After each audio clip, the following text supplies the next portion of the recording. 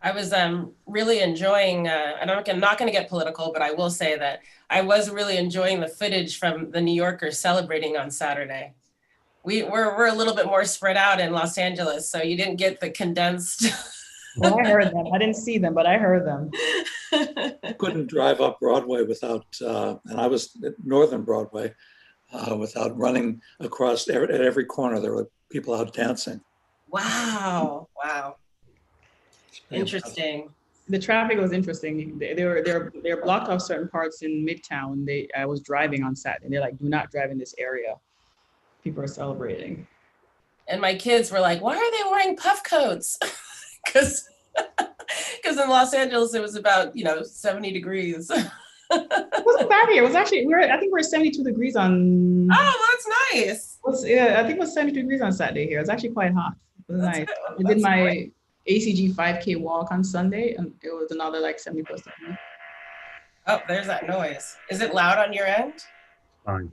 Okay. We think Okay. it's coming from our sides. You didn't even have to tell us. We would have thought it would just come from behind us. Okay.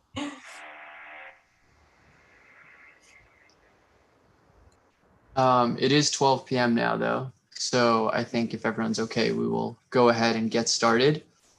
And I will actually welcome everyone, but I'll turn it over to Dr. Williams. Good afternoon. I would like to welcome everyone to our inaugural Diamond Medicine Grand Rounds. Diamond is our Department for Internal Medicine's organization for nurture and diversity. And an initiative that we're doing going forward is we're incorporating one Grand Rounds a year that will focus on diversity, equity, and inclusion going forward. This idea or initiative actually came out of a meeting we had with the Diamond residents and faculty pre-COVID. So this has been it's been on the docket for a while. And I wanted to thank Drs. Abramson and Dr. Francois, along with the Diamond Executive Board, for approving and supporting this initiative. So with that, it is my great pleasure and honor to introduce someone I admire a lot, Dr. Fola May, and I'll read to you right now her many accolades. So Dr. May is an assistant professor of medicine, director of the May Health Services Research Lab, and director of quality improvement at gastroenterology at UCLA Health. She graduated from Yale University with a degree in molecular, cellular, and developmental biology, and then matriculated at the University of Cambridge, where she obtained a master's in epidemiology. She attended Harvard Medical School and trained in internal medicine at Mass Gen Hospital before relocating to Los Angeles, California with their traffic. That's a joke. She completed her fellowship in gastroenterology and got a PhD in health policy and management. Her research addresses challenges in access to preventative services, nationally and internationally, and community engagement in health. In the May laboratory, the team engages in work to improve population health strategies, increase access to preventative services, and to eliminate health disparities at UCLA Health in federally qualified health centers and in the VA hospital system. She's extremely passionate about improving awareness around preventative health and health equity, and is involved in advocacy at the state and national level to develop and encourage policy to improve healthcare delivery. Dr. May also works with me. She's a part of our American College of Gastroenterology's Health Equity think tank. We're doing a lot of initiatives around health equity going forward in gastroenterology. So with that, I'd like to turn this over to Dr. Chapin, the fearless leader in DGI. It's such a pleasure, Fola, to introduce you to our family. And we get, as our division of gastroenterology gets to co-host this with Diamond, to have you speak about such an important topic. What I want everybody to know is one of the beautiful things about working in professional societies and with advocacy groups, not only within the professional society, but national advocacy, patient advocacy, is to get to work with people who are so passionate and who are so excellent in what they do, like Fola May. Now, Fola has done a lot, as you heard, her credentials in the academic world, but she's equally as impressive out in the public, in the non-medical press. And she wrote an incredibly moving piece in CNN after the death of Chadwick Boseman. If you have not seen it, we'll send it around. But again, the passion and the need to not only reach out in the medical profession, but beyond, and to work together in diversity, equity, and inclusion. And so I just, especially our trainees, to get involved in the professional societies, to really reach out and go after your passion, as Fola has and has encouraged so many others. And she is making a difference in this world and needs all of us alongside to help. So with that, Fola, welcome to the NYU family. We're all looking forward to your talk. Well, thank you. I'm so grateful for both of your very kind words. I'm going to share my screen and then we'll get started. Good afternoon, I should say, everyone from Los Angeles, California. I'm very grateful to be here, and I'd like to thank Dr. Abramson, Dr. Pachapin, Dr. Williams, and Diamond for having me here this afternoon to participate in Grand Rounds.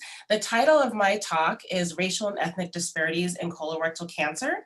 We'll talk specifically about impact of this disease in minority communities and also potential solutions.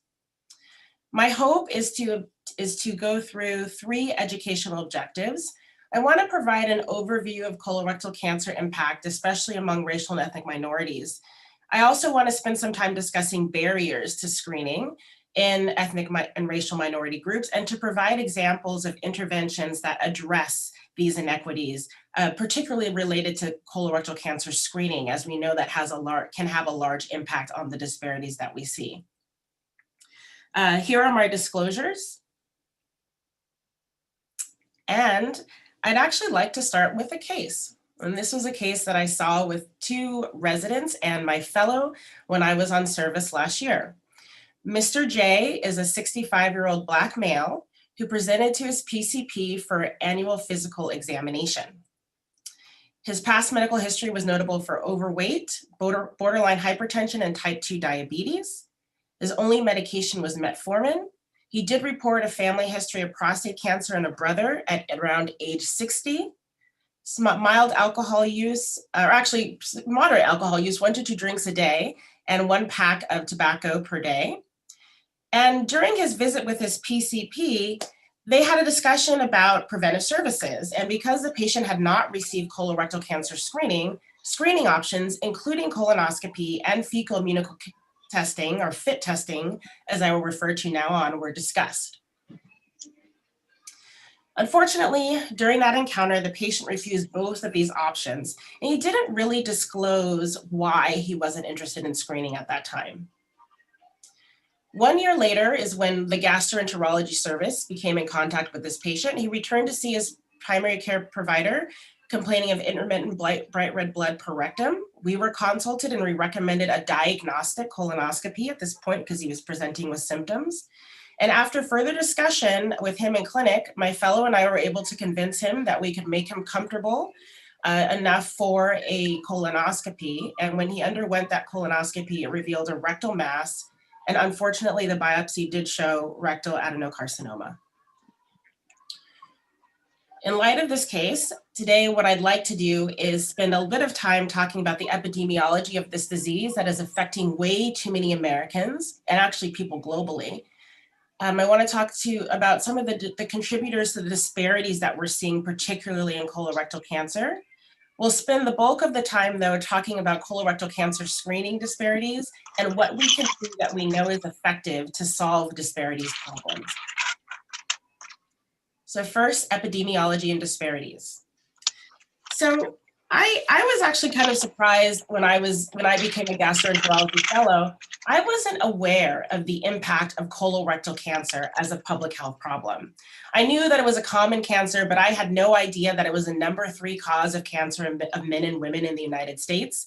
In males, it follows just prostate and lung cancer. In women, it follows just breast and lung cancer. And when you actually look at mortality from disease, it actually rises to the number 2 cause of cancer-related deaths in the United States.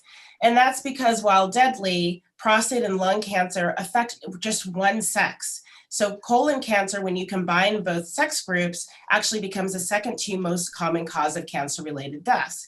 And that struck me as a fellow. And this was actually just around the time when I decided that I was going to change from having a career that was focused on clinical medicine to having a career that was focused on research, and became very interested in colorectal cancer as a disease that was highly preventable, but that very few people took advantage of preventive services for. Just as a quick refresher, this is on the screen right now. You can see what a normal colon looks like. So when I'm doing a colonoscopy, this is what a normal healthy colon looks like. And in anywhere between 30 to 50% of people, we can develop polyps in the lining of the colon and the rectum over time. In years and years and years of time, some of these polyps, actually a small fraction of them, but it's impossible to tell with the naked eye which of them, will develop into colon cancer. And the essence of screening is to detect polyps and cancers early so that we can have the best possible outcomes for our patients. Over time, we have seen improvements in colorectal cancer outcomes. These are data from the SEER Cancer Registry, which is representative of the United States. And this shows that we've seen a decrease in the incidence and mortality in colorectal cancer in men and women in the United States since the late 1980s. Despite that decrease, we have significant differences in outcome and specifically incidence and mortality by race and ethnicity. And these data here are representing the rate of colorectal cancer cases per 100,000 people in the United States by race and ethnicity.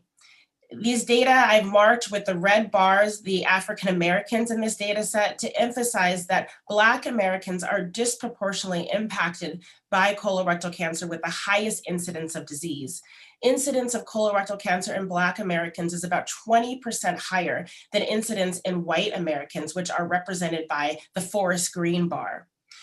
Even before we get to rates for white Americans, however, a group that's also very overlooked is the group of American Indians or Native Americans, which have the second highest incidence of colorectal cancer in the United States.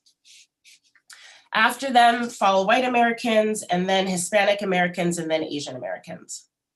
When we look at mortality from colorectal cancer by race, ethnicity, and sex, we see similar trends, with Blacks having the highest rates. Blacks have a 40% higher mortality from colorectal cancer than white Americans. They are followed by American Indians, white Americans, Hispanics, and then Asian Americans.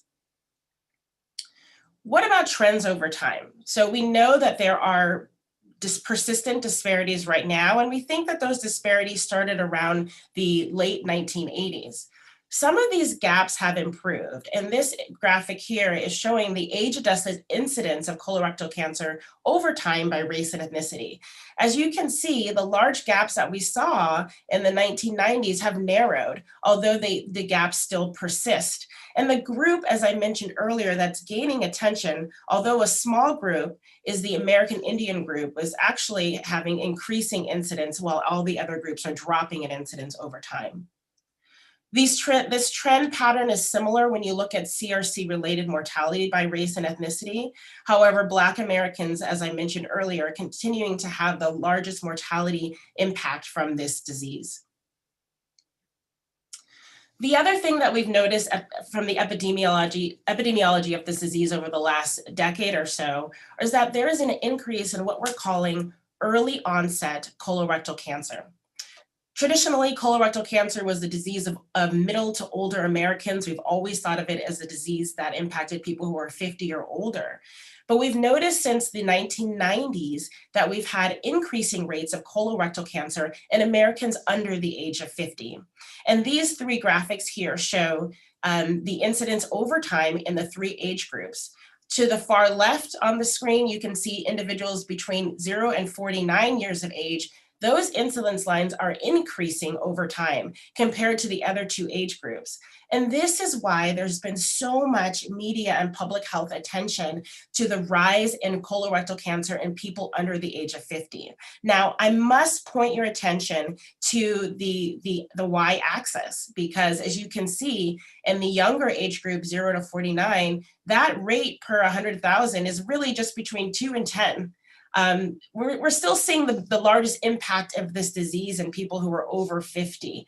But because we are having that uptick over time, there's been considerable attention to this new problem and the changing epidemiology of this disease. When we look at trends of early onset colorectal cancer by age and ethnicity, we see trends similar to what we've seen in other groups. The difference, however, is that the increase in whites and Hispanics is actually more dramatic for early onset disease than it is for Blacks. And as you can see, as represented by the white line, the American Indian population is having the largest upswing. So We spent a lot of time talking about disparities. And I remember when I was doing my public health degree, thinking we're talking about these problems a lot and we're seeing them across different health issues and different organ systems. What's causing them and what can we do about them? And that's what we're going to talk about for the rest of the session today. Overwhelmingly, the data show that disparities are multifactorial. Historically, we used to talk about genetic factors, biology as being the root cause of disparities. And now we've moved very far away from talking that way and realizing that actually it's much more the environmental, social, and other factors that are health related and non-health related that are contributing to disparities in disease incidence and disease outcomes.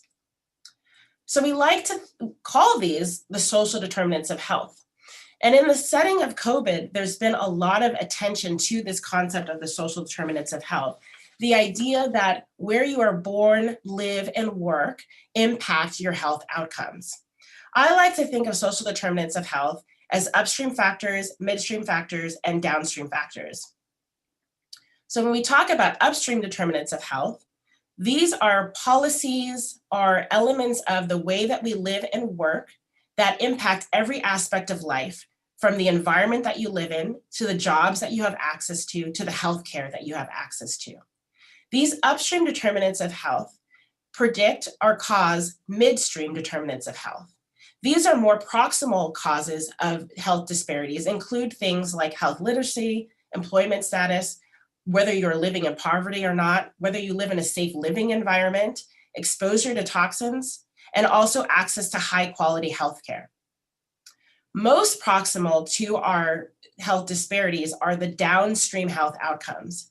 And this is where you see the cumulative influence of upstream factors, midstream factors on things like heart disease incidence and outcomes, cancer, obesity, and most recently, COVID-19. I'm going to give an example related to colorectal cancer. So we speak specifically about structural racism, and we think about the concept that mutually reinforces how things like housing, education, employment, earnings, benefits contribute to racial discrimination and racism and how we live here in this country. Structural racism can lead to living environments that are more conducive to people having to struggle with food deserts, not having access to healthy foods, also not be living in spaces where they can be physically active. And we know that these things are related to further downstream health outcomes like obesity, poor diet, type 2 diabetes, which we know are immediate risk factors for things like colorectal cancer and also heart disease and many other health problems. So what we're trying to do in public health when we're trying to address the disparities is that in addition to addressing the downstream factors, we also want to pay attention to the most upstream factors like structural racism, which has been a big focus right now in the media, as a way to have a larger impact on the disparities that we see nationwide through several different aspects of the way that we live. These root causes or social determinants of health, when adverse, can lead to inequities across the clinical care continuum. And today we're going to be talking a lot about the prevention and diagnosis part of the clinical care continuum right in here. But before we dive into here and talk about colorectal cancer screening, I want to emphasize that these inequities are happening along this entire care continuum. And there are members of my research team that focus on risk factors and disparities at that level. But then there are also people who are working in the area of treatment and survivorship and looking at disparities in those regions. And it's not until we address disparities and inequities across the entire care continuum that we'll have improvements in clinical outcomes. So my team focuses a lot on colorectal cancer screening and screening disparities. And the reason why we did that is because there's several studies, including the study done by Ann Zauber and team. It's a modeling study, but it's very powerful evidence that participation in screening in the United States has led to about a 40% decrease in colorectal cancer incidence and mortality over time since we implemented screening programs in the 1980s. And with evidence like this, although we know we need to address risk factors and treatment differences that might be contributing to disparities, there's a big portion of this problem that we can address by looking at screening and why we are seeing screening disparities. Currently in the United States, we have many differences in screening rates. And yes, they do exist by race and ethnicity. They also exist by regionality, urbanicity. Just the part of the country that you live in can be very predictive of the screening rate of the population. In the United States right now, our screening rate is about 67, 68%. It might have taken a little bit of a hit from COVID, but we're gonna pretend that we're pre-COVID right now. And in this study that we did and published just earlier this year, we looked at differences in screening rates by race and ethnicity before and after the Affordable Care Act. And we're able to show that with the implementation of the Affordable Care Act in states that took advantage of those policies, some of these gaps did close. Now, nonetheless, despite heavy policies that are affecting upstream factors, we still see differences. And although Black Americans have started to catch up to white Americans with a screening rate of 66% versus 70%, look at the groups that are still behind. Hispanic Americans, American Indians, which we already said have the highest, are having rising incidence and high mortality, and also Asian Americans are having lower than white American screening rates. What about New York City? Now, I added a couple slides to my presentation because I want to highlight that New York City has done a good job. There have been very aggressive policies and efforts through public health and through media in the city of New York to try and close the screening gaps by race and ethnicity and overall improve the screening rates. And these have been highly effective. So some of those differences that we see between Blacks and whites or Hispanics and whites nationally are not as marked in New York City. We actually have data from Peter Liang, who's there with you at NYU, that showed that although these gaps are much better when you look at whites and Blacks in New York City, there are other areas that we need to focus on. And I love looking at Peter's study because so often in ethnographic work and in racial and ethnic disparities work, we lump all African Americans together, we lump all Asian Americans or even Hispanics together, Latinos together, which we cannot necessarily do if we want to solve these problems. And through these data that we found in this study that was published just last year, we see that there are certain groups that we particularly need to focus on more, even in New York City, where we've done a great job so far. Now, all of this now is confounded by the fact that we very soon will likely have new screening recommendations. For the entire history of screening in the United States, the recommendation was to screen average risk Americans at age 50. On October 27th, the United States Preventive Services Task Force released a draft statement stating that they likely will recommend that we begin screening at age 45 for average risk Americans. Now, although that's not finalized yet, there are large implications of such policies, not only on insurers who will need to cover this, these preventive services, but also on insurance coverage overall and whether we retain the Affordable Care Act, and also on large health systems like yours and mine, who will have to figure out how to screen an additional 22 million Americans that fall in the age group of 45 and 49, who overnight will be considered overdue for colorectal cancer screening. And this is now coloring all the discussions that we're having about CRC. So if we've touched base on the epidemiology of disease, I hopefully have given some insight on what we think some of the etiologies of these disparities are. And now I want to move to a discussion on evidence-based solutions, which is what we love doing here in our research lab. I like to think of solutions to the problem as to what level they address. We have barriers to screening in underserved communities at the patient level, the provider level, the health system level, and the payer and policy level. And it is at these four levels that we have begun to really to think about what we can do to understand what's causing screening disparities, and also how to design our implementations that are interventions that we want to implement to address disparities and differences across groups. So we all have heard about patient level factors. You know, there are many, I'm going to go back one slide. There are many studies that show that unfortunately in some ethnic and racial minority groups, there's lack of knowledge about the benefits of screening. There may be cultural factors, particularly in Black men. There are several studies by some great researchers that have shown that there is a lot of hesitancy about instrumentation at the rectum, which is part of colonoscopic screening, and also part of some of the other modalities that we use as well. Health literacy and language have come up in multiple studies. We talk about two different types of fear at the patient level. There's the fear of the procedure. You know, no one loves a colonoscopy. But there's also the fear of the cancer diagnosis itself. And we call this cancer fatalism. And this concept that if I'm meant to die of cancer, I'm meant to die of cancer is more prominent in some ethnic and racial minority groups. And we think that might be contributing as well to lower screening participation. But I like to highlight when I talk about this problem that it's not all at the patient level. There are problems at the provider level as well. There are several studies that show that when you survey providers, primary care and gastroenterologists, that they often get the screening recommendations ages wrong, that they often have beliefs that there are certain patients, and more likely ethnic and racial minorities, that won't participate in the screening anyway, so why am I going to recommend it? There are differences in counseling practices by race and ethnicity.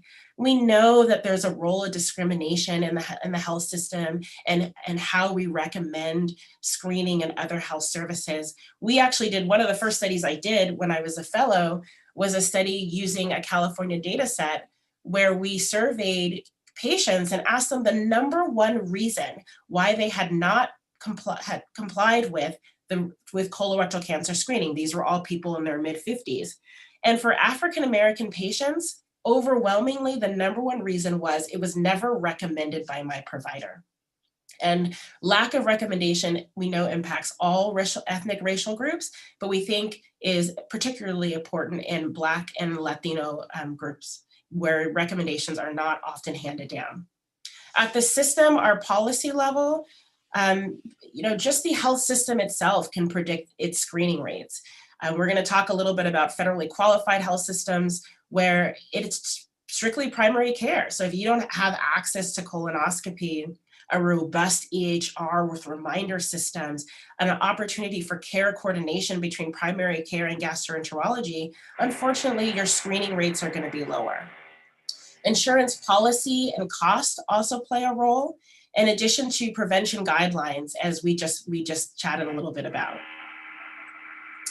So what are the interventions that we know are successful in addressing racial and ethnic disparities in colorectal cancer screening? Interventions are often split up by patient, provider, and system, just like we did with the barriers. At the patient level, we've seen many interventions that focus on education or direct outreach.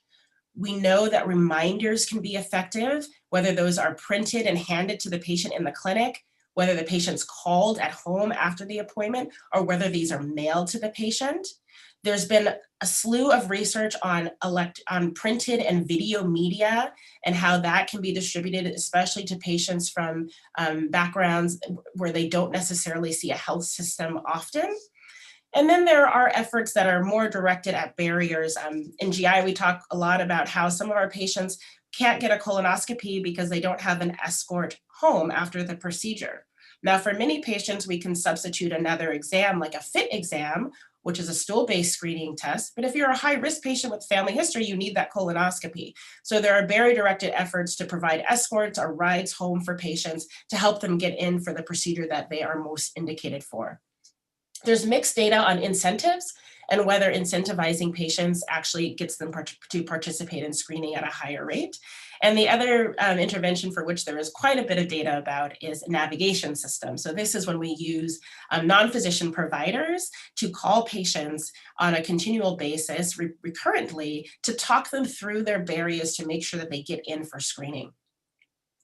fewer interventions that are directed towards providers, but those usually include direct outreach, print media.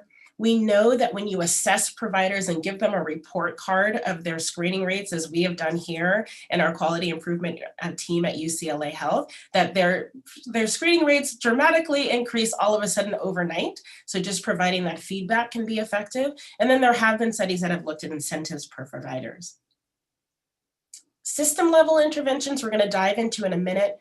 Effectively, basically efficient EHRs that use reminder systems that minimize workflow and reduce especially primary care provider workflow burden are things that can be very effective. There are navigation systems that are not just directed to the patient, but go across the system.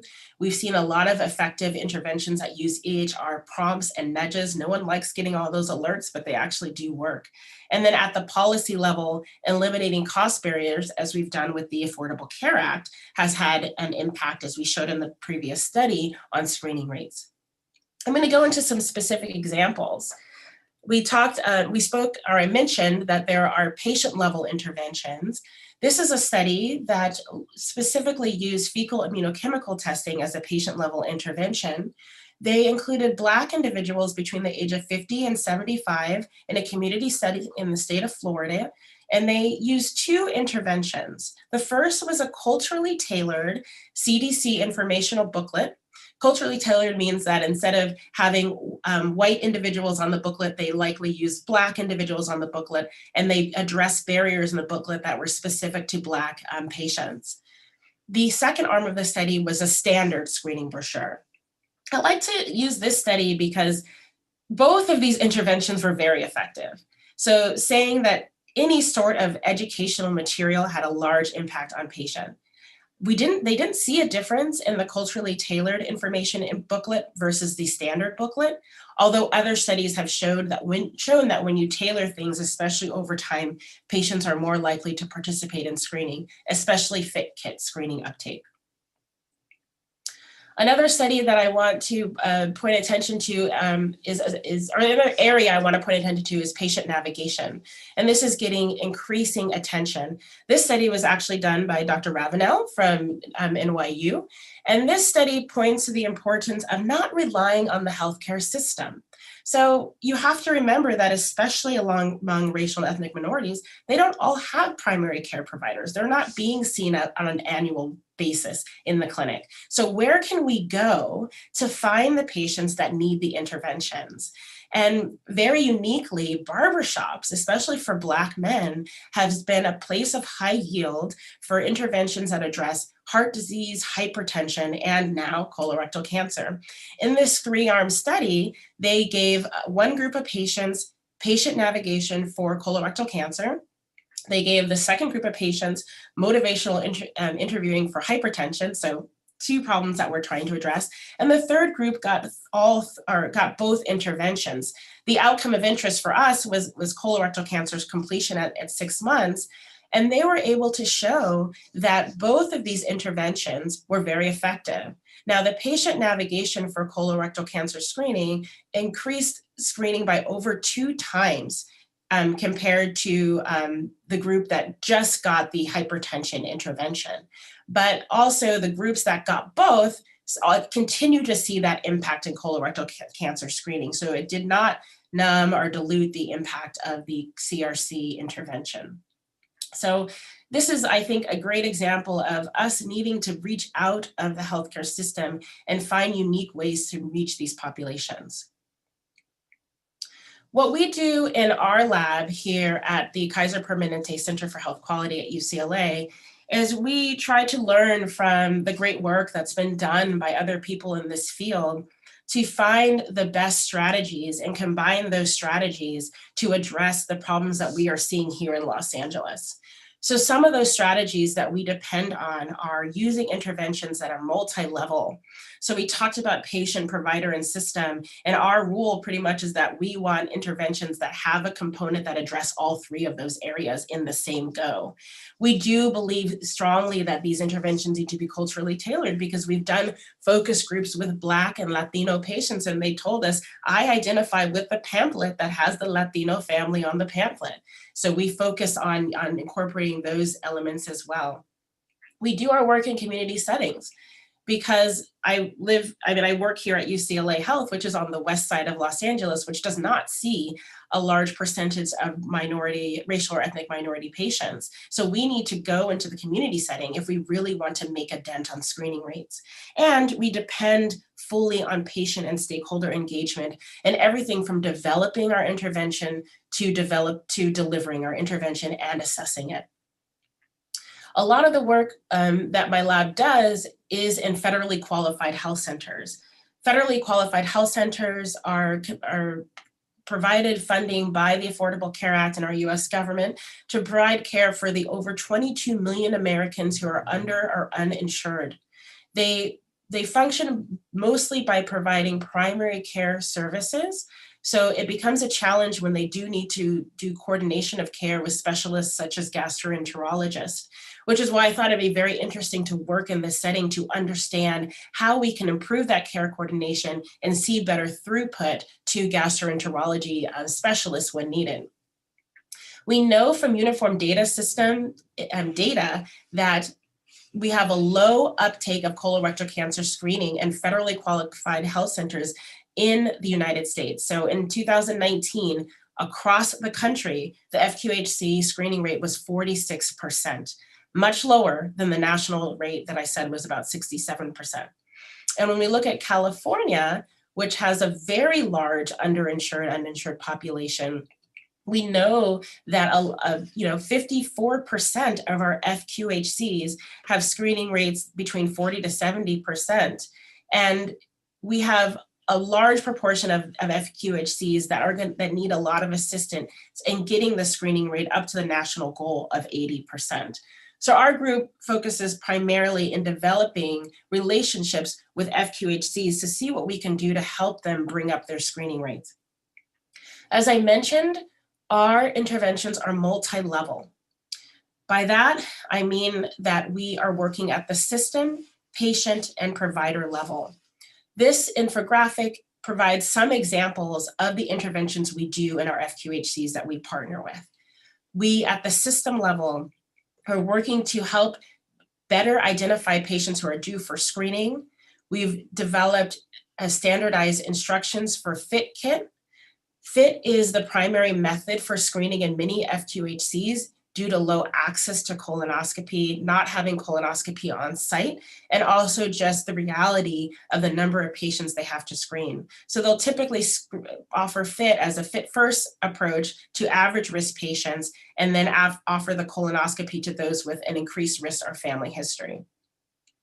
We learned in many of the FQHCs we were partnering with that documentation that a FIT had been prescribed was very low in the EHR. So many of our partners, we work on that. And we've been having work sessions with our providers at the FQHCs, all primary care providers, to make sure that they understand the best way to counsel about a FIT. So the things we emphasize is that this is a two-step process. We give you the FIT kit, and if you are in the 7% of people who have a positive FIT, you must come for the colonoscopy, because that means that you have microscopic blood in your stool and you could have a polyp or a cancer that needs to be removed. And just in introducing that language alone of a two-step process has really changed how patients in many of these settings see these screening tests. We're not doing well when we have a bunch of positive FITs and we're not following them through to colonoscopy. And then we've also increased accessibility. So whether that's mailing the FIT kit, making it available in several parts of the clinic. We actually, in one of our clinics, have put the FIT kits in the lab because most of the patients will go to the lab for a blood draw, and it's easy to remember to give them the kit there. At the provider level, as I mentioned, we've been doing feedback reports and training about the importance of screening, how to counsel patients of screening and risk factors. And then at the patient level, wordless instructions has been very important, especially for our multilingual populations. And also we have a very intense program in one of our clinics of text message reminders, where from the time the patient leaves the clinic to the time that they return their FIT kit, they are receiving text messages to remind them how to complete the kit and to return it in a timely manner. I'm going to provide just one example of the FQHCs we work with. This is the Northeast Valley Health Corporation. It's actually a conglomerate of 15 health centers in LA County. It's one of the largest FQHCs in the nation. I'm honored to work with this group. It is quite hard work because it's 15 sites. They are strapped thin on resources. The last thing they want to do is research, but they have invited our team in to help them solve some of the challenges that they're seeing with colorectal cancer screening, which is important because we have a low-income population here and a highly Black and Latino population. As I mentioned before, their primary screening modality is FIT. And when we did our first grant with them in 2018, their screening rate was about 51%. We currently have 2 projects that we're working on at Northeast Valley. The first is an overall project to reduce colorectal cancer disparities. And we focused on screening by introducing that text messaging program that I mentioned throughout their intervention clinics. And we're comparing that to matched usual care clinics. We also have a second project that we received funding for to see throughput of the patients who received a FIT kit, had a positive, and need a diagnostic colonoscopy. So here you can see that patients will often have a positive FIT. We think about, somewhere between 5 and 9% of the population, depending on your clinical setting, will have a positive FIT. But there's so much breakdown in all of these steps that have to happen before the patient completes a diagnostic colonoscopy. And this is where I live in the project. We have an incredible team, and everyone's been working on everything from recommending screening all the way down to diagnostic colonoscopy. But as a gastroenterologist, my pure interest is what is happening where the patient is notified of a positive FIT and they're never making it into a GI clinic. And we've developed incredible partnerships with our private and academic GIs to make sure that there's throughput of these patients, and we're catching cancers and we're improving colorectal cancer outcomes by doing this work. Our current research priorities are quite different in the era of COVID. We've actually had to shift quite a bit, and we are now actually doing a sponsored study where we're looking at how COVID-19 has impacted the clinical processes and the screening rates in 3 of our clinics. We've established processes for safe and efficient screening during the pandemic. We've actually had to start a FIT mailing program in one of the clinics. We've set up a way for patients to come in safely with a mask and receive and return their FIT kit during the pandemic, especially in March and April when people really didn't want to leave their house, but we knew as a nation we were getting behind. But there are competing priorities, as there always have been in primary care, and now even more so with the pandemic. We're also using a lot of telehealth, and it's really hard to give a FIT kit over telehealth. And if you don't have the money to mail a FIT kit for a patient and back, which is $20 each way, that's a lot of money for FQHC. And then also we've been rethinking screening modalities. So FQHCs were already using a lot of FIT kit, but at places like UCLA, where our screening is actually about 89% colonoscopy here at UCLA, I've been encouraging our primary care doctors here to use FIT. And while we've seen a huge drop off in colonoscopy during the pandemic, we've actually seen some uptick in FIT. And we're actually going to be publishing that data pretty soon as a way to capture some of these patients that are falling through the gaps. And the other research priority right now is, although the USPSTF recommendation isn't final, it likely will be sometime in 2021. And we need to anticipate that. So already working with our FQHCs to understand how they would even fit in that group of patients that are between 45 and 49. This, though, is just a microcosm of the larger national focus on health equity right now. And I feel strongly that although this has been a horrible year and we've all faced significant tragedy, it's been a microphone and a megaphone for those of us who do work in this area. I have never had so much attention to the work I do, and it didn't bother me before. I did the work, I was happy to do it. I knew it was impacting lives, but I've never had so much interest on every level, from even family members down to colleagues who didn't quite understand what disparities were, about health equity and health disparities research. I think honestly, though, for us to be truly successful in this challenge to rise and to provide equal care to people regardless of background, there are several things that need to happen. Right now, even just getting the data on race and ethnicity, social determinants of health, is very challenging. And there have been efforts through the NIH and other mechanisms to try and help us collect more accurate data. There needs to be more federal support for research in these areas. And we recently, with one of our GI societies, did a congressional briefing specifically on this topic and how we need more NIH dollars for these problems. There needs to be increased representation of URMs, underrepresented minorities, and GI in medicine and in research. We're seeing low numbers to start with, and especially in research and in implementation science, which I do, the numbers are extremely low. We also need equity and patient participation in studies. For us to solve these problems, we need patients of color, brown and Black patients, to be involved in the studies that we are using to develop the evidence-based solutions. We're talking about CRC right now, but this is going to be crucial when we're looking at these vaccine studies for COVID-19, and also when we look at dissemination of the vaccine as well. I love working in a community academic partnerships, and I know that many of your colleagues there at NYU are doing the similar work. I think it's a beautiful way to partner the academic rigor that comes through academic institutions with these community settings where they might not necessarily have that or the resources to do research. And I think finally, I'll highlight that we do need to push the envelope, I think, a little bit more in developing and disseminating these interventions that we know can address the disparities that we've seen, not only in CRC, but in cancer and other types of healthcare as well. So I started with a case of Mr. J, and I want to end by telling a little bit about what happened with him. As I mentioned, he refused colonoscopy and any sort of screening. And when he came in with bright red blood per rectum, we saw him as a gastroenterology service in a clinical setting. And then he actually came in, had his colonoscopy, was found to have a rectal adenocia, and was admitted when I was on service. And I spent a lot of time talking with this gentleman, and what it came down to was that he did not understand what screening was about and that it was a form of prevention of disease. He also had no clue that African-American men were the highest group for colorectal cancer incidence and mortality. What is really exciting about this gentleman is that this was about a year and a half or maybe 2 years ago that I met him, and he's still with us now, and he's actually become very active in his community and his church, sharing knowledge with other African-American men that, number one, your colon is not your prostate, because believe it or not, that's come up many times in focus groups that I've run. And number two, that though this is a deadly disease, if caught early in stage 1, we can cure upwards of 90% of people.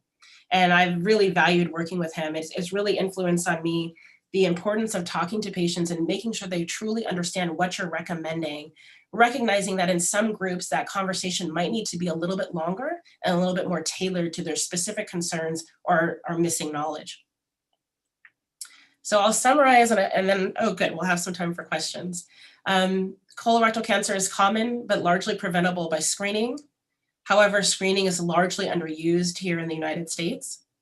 We have disparities, and as I highlighted, they exist throughout the cancer care continuum. I focus on the prevention, early detection, but we need more people in all of these areas to solve this problem. There are many barriers to screening, especially for the medically underserved, and we talked about many of those. And addressing these is going to require dissemination of evidence-based, multi-level interventions and in the right patient settings. It doesn't work to do this work in a place where you only have a 5 or 10% underrepresented patient population. I'd like to, again, thank you all for listening to my talk, and I'd like to thank you for having me here today. I'm sad that I didn't get to come to New York in person. It's been a while since I've been in New York City. I love New York City. And I hope that this was informative and helpful for you to hear my talk. I'm going to escape out, and then we'll have some time for questions. Dr. May, this is Steve Abramson, and thank you so much for a wonderful, wonderful presentation on such a difficult topic. And I want to thank Dr. Pochapin, Dr. Williams, and the Diamond group to host you here today. I had a question regarding the increased incidence as opposed to the worse outcome. And I guess with the incidence, the question is this genetic? Is this other factors, diet? And related to that, if one looked in African Americans at ancestral origins, do you see increased incidence of colon cancer if they're not in this country? Thank you very much. First of all, thank you for having me. Thank you for coming to my talk, and thank you for your wonderful question. It's a great question. We historically, and honestly, when I first started working in this area, we were being fed the theory that a lot of this was genetic or biologic. And we've moved very far from feeling that way. The biggest risk factors for colorectal cancer that we know of, besides family history, are diet, physical activity, your obesity, diabetes. Those are things that unfortunately are more common in African Americans and Latinos. And we think that that is driving a lot of the incidence. We know that diets that are low in fiber and high in processed foods and meats are related to high colorectal cancer incidence. So we are swinging away from thinking that the majority of the problem is genetic and biologic to thinking that a lot of it is environmental and situational. And that also fits with data that when you look at colorectal cancer incidence rates in Black Americans in the United States prior to the 1970s and 80s, they were lower than whites. And then also when you look at colorectal cancer incidence in Africans in West Africa, like where my father and his family are from, the incidence is lower than Black Americans. So unfortunately, we live in this toxic environment. And I think because of those social determinants of health, many of us unfortunately have to literally live, eat, and breathe that environment more than others. Thank you. My chat's not working, so if people have questions, why don't you just speak up and identify yourself? Hi, this is Craig Tenner. I have a question for you. I work at the VA and I work with Peter. We have some really robust tools at the population health level where we really think, and we have improved the way we've done colorectal cancer screening. We're up in the high 70s, low 80s. But it seems like there's a barrier in terms of where we're still working a little bit in silos, where we're looking at, how does primary care sort of do this? How does GI do this? How do we get together and do it together? But there's even a bigger sense that this is a population health sort of sense and a panel management sense. And we're having a hard time actually educating the whole team to sort of use these tools. And I was wondering if you had any insight on how to actually get our group, all the providers, to start using panel management as a way to really improve care, not only in colorectal cancer screening, but in all these modalities where we really need to work across the lines of these silos. Thank you very much for your question. And I, as someone who's dually appointed in the VA, I very much am familiar with some of the particular challenges. I want to give a little kudos to the VA though. The VA has a screening rate of 80 to 82% nationally, which is higher than the screening rate in most health systems. It beats ours here. The other health system that's doing quite well is the Kaiser Permanente system. Their screening rates are around 80%. Our national benchmark is 80%. No one is there besides very few systems. I think that a big problem, as you've alluded to, is the coordination of care that needs to happen for screening, and also this kind of diffusion of responsibility. I know in our VA sometimes it's like, is it primary care or GI? Who's going to determine the screening interval? Who's documented the family history? Who's even documented whether the FIT has been done or the colonoscopy has been done? And that's very challenging. So I think at the forefront, it needs to be clarified who is responsible for documenting the health measure. And then I do think that provider feedback has been very effective. You're probably familiar with all the gaps that we've been trying to close in the VA, and I've been quite frankly quite tortured with it for almost the last year. We're trying, and this is just trying to resolve these alerts in our EHR. We have not optimized how to use our EHRs to do things like colorectal cancer screening. And because we are treating colorectal cancer screening as an opportunistic way to screen, we will always underperform. So one of the things that I think is going to be critical is having actual population health strategies and programs for screening. And whether that's at a health system level, the VA is big enough that it could be at the health system level, or a national level, I think it's going to be very challenging to get up to everyone up to 80%. So with a national program would come very clear directives about who the screening falls on, how it's documented. You would optimize the EHR to capture who's been screened and who hasn't been screened. And then you would have easy processes to push patients through to the right modalities and also categorize them appropriately for follow-up. Because the other area that my lab is actually very interested in now, and we actually have just written a big grant in, is that group of patients who, yay, they got screened, but then we found this really high-risk polyp and they're supposed to come back in 3 years for a colonoscopy, but then they get dropped completely and show up 10 years later because everyone keeps saying colonoscopy in 10 years and they have a cancer. So it's not just the initiation of screening. Because screening is recurrent, this needs to be programmatic across the entire spectrum of 45 to 75 or 80, depending on what years that we're concluding in the national program. Hi, this is Bruce Kronstein. I had a question about, on one of your slides, I think with the barbershop, using the barbershop as a way to get to these patients. I noticed that motivational interviewing was far less successful than standard. And we've been hearing about motivational interviewing as being kind of the best approach to getting people to do what they should be doing. Is this different for colon cancer? Or is it different in African Americans? Or was there a problem with the motivational interview in this particular study? No, I'm actually really glad you brought that up because I want to clarify that because I don't want to misrepresent this great study. One second. The motivation, so I went through this a little fast because I wanted to get to questions. The motivational interviewing was just for hypertension. So in this study, it's a great study because they're trying to address the two biggest problems in Blacks, right? We die from heart disease and we die from cancer. So what they are doing in this study is the motivational interviewing is just on hypertension, but this is the colon cancer screening rate. So not surprisingly, you're not seeing a huge impact in CRC. I didn't represent here the data for on the hypertension outcomes.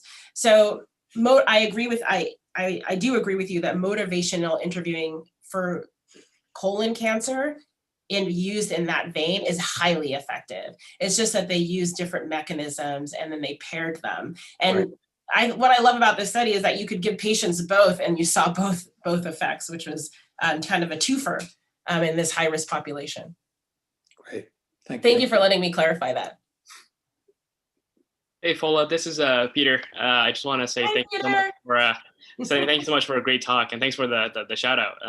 I wanted to ask you quickly about your thoughts about the draft USPSTF recommendations. You mentioned that if it goes through, would recommend that everyone be screened starting at age 45 rather than 50. And as you know, right now mostly we screen everyone at age 50, although the GI Society has been recommending age 45 for African Americans for a number of years.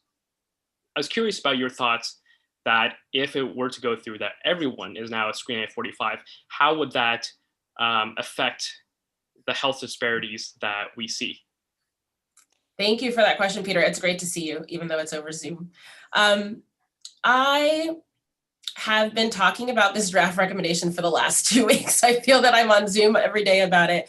And I think I have softened my feel on it a little bit.